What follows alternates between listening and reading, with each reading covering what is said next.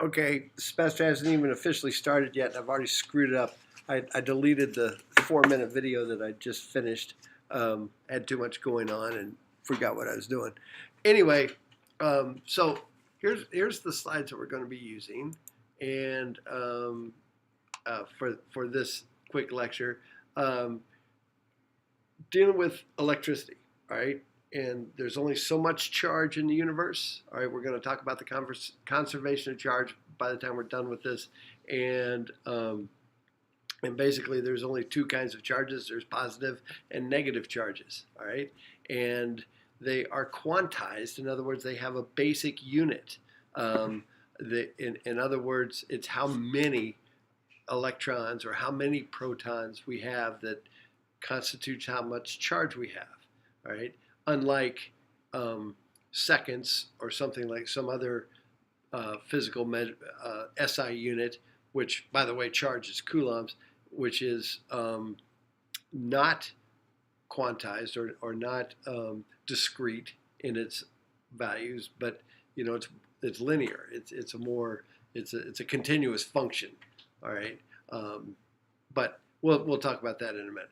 All right, so anyway, here's a kid sliding down a slide. Looks like the park.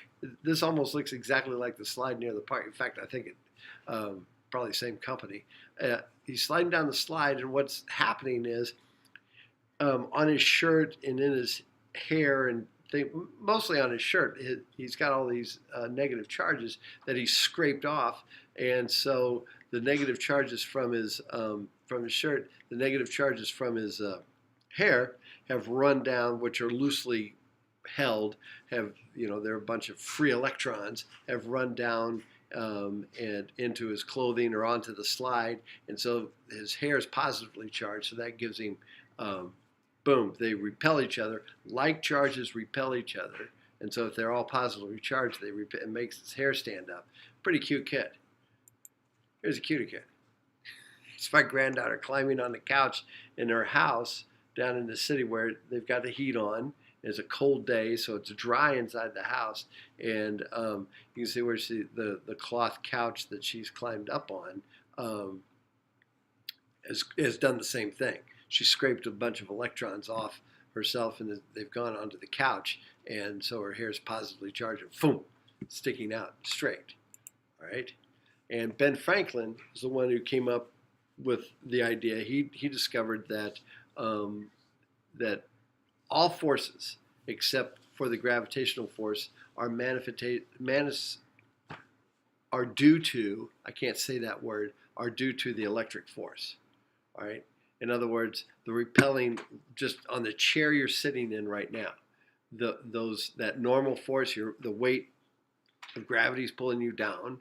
All right, and the chair is holding you up due to the structure, the molecular structure of the chair, which is caused by electromagnetic forces that are pushing you up.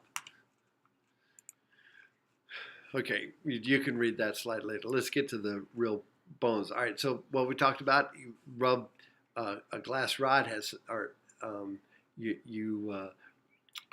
rub it with silk. Glass rod is attracted to the silk because it's got extra negative charge, and you've rubbed it and it's positively charged. You bring another positive charge, though, silk to it, it repels it, goes the opposite way, and then, in other words, like charges repel each other, opposite charges attract. That's huge. All right? And here we're going to talk about the charge is quantized. The base unit of charge is the coulomb. And notice the mass of the proton, 1.673 times 10 to the negative 27.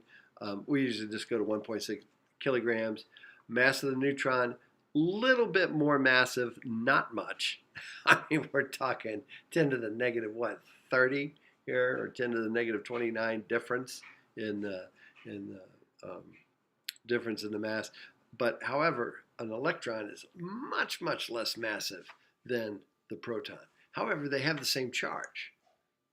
They have the exact same charge. Okay? And the mass of an electron, or the electron the charge of these, the negative over here and the positive here, notice the neutrons don't have any electrical charge. They don't have a net charge. And so this completely negatively charged electron, their charge is the same. They're just opposite. The magnitude of the charge is the same. It's just that electrons are negative and protons are positive. All right? And that's a huge idea. So we're up to our first equation. All right? And I'm going to use my little dot cam here. I know when I'm clicking around like that, you can hear it, and it's a little annoying. So I was waiting for the ladybug to come up. There she is. All right, so she's done a good job. And here's what we're going to do.